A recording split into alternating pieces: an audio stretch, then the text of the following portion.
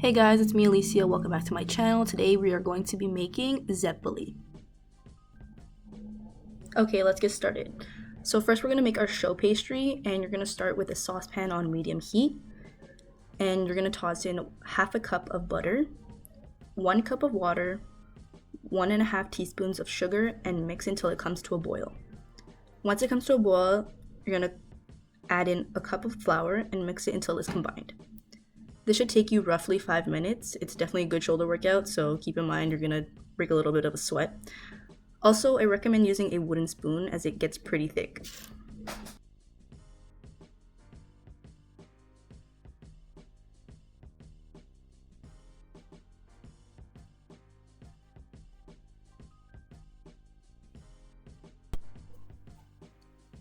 Once it looks like a consistent, solid texture, remove it from the heat and continue stirring to cool the dough slightly.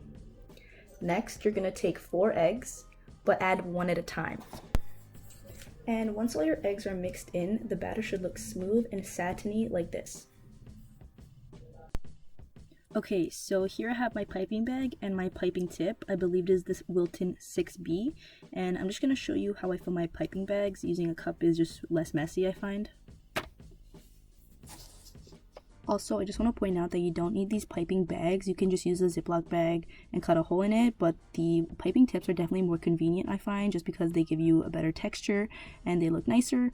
But you can definitely get them off of Amazon or sometimes at Walmart or even at a baking supply store, so definitely check that out.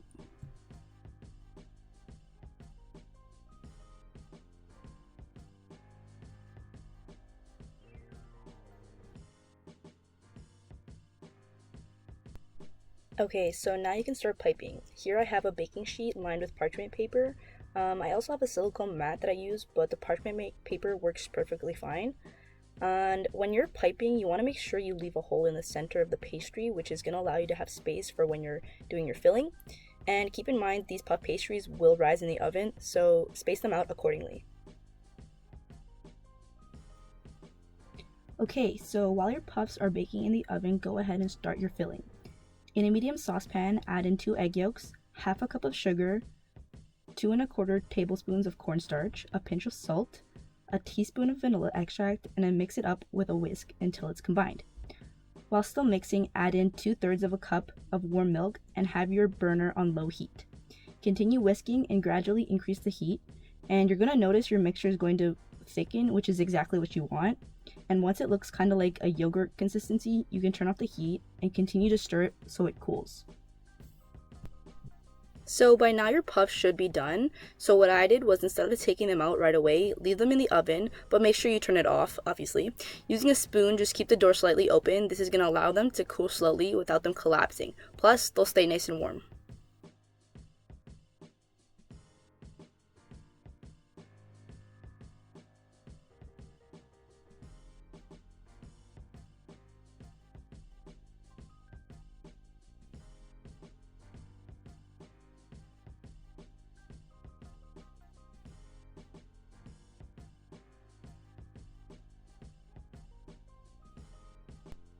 Okay, so here I have my puffs looking nice and golden brown coming out of the oven, and you can now go ahead and fill them up with your filling just in the center where the hole is.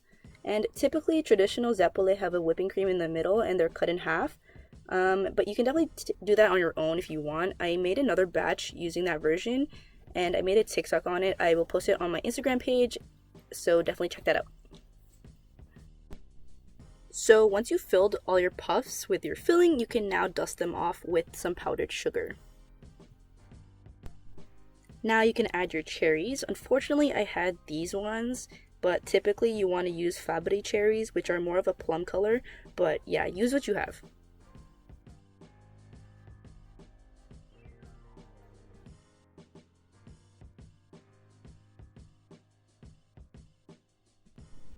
So now you're basically done your zeppole.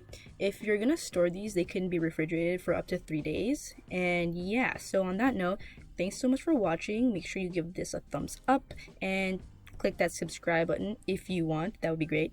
And feel free to leave a comment if you have any questions or suggestions on what you want me to make.